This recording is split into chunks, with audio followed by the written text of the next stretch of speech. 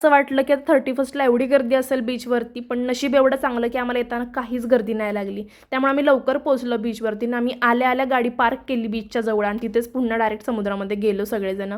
त्यामुळे एवढं थकलो होतो, बाहेरच जेवण वगैरे केलं. आता रूमवर जायचं होतं आम्हाला, कारण आम्हाला थोडीशी रेस्ट करायची होती. आम्ही सकाळी 4 वाजता निघालो होतो. जेवण वगैरे बाहेरच केल्यामुळे आता काही टेन्शन पण नव्हतं.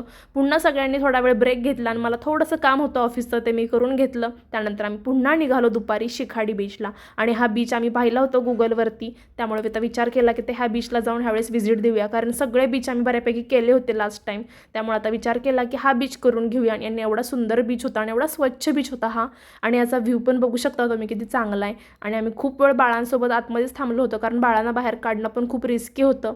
त्यानंतरनं खूप वेळ आम्ही ह्या बीचवरती थांबलो आणि पाणी पण खूप पुढं गेलं, त्याच्यामुळे बाळांनी पण खूप एन्जॉय केला, कारण फक्त दगडी राहिलेली, त्यामुळे रिस्क पण काहीच नव्हती. त्यानंतर आम्ही आमचं काम करून घेतलं, ते म्हणजे बाळांना जेवण वगैरे दिलं.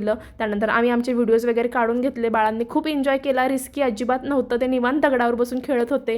आणि त्यानंतर त्यांना भूक पण लागलेली, त्यामुळे आम्ही चटरपटर नेहमी खात होतो काही ना काहीतरी.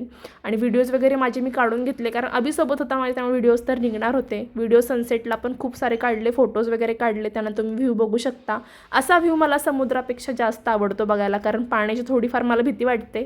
त्यामुळे हे थोडंसं म्हणजे रिस्की वगैरे अजिबात नव्हतं. त्यानंतर खूप वेळ आम्ही एन्जॉय केला आणि आता विचार केला की आता निघलं पाहिजे, कारण अंधार पण खूप झाला होता. आणि येस, असा होता आजचा दिवस. बोलूयात पुढच्या ब्लॉगमध्ये. तोपर्यंत बाय बाय.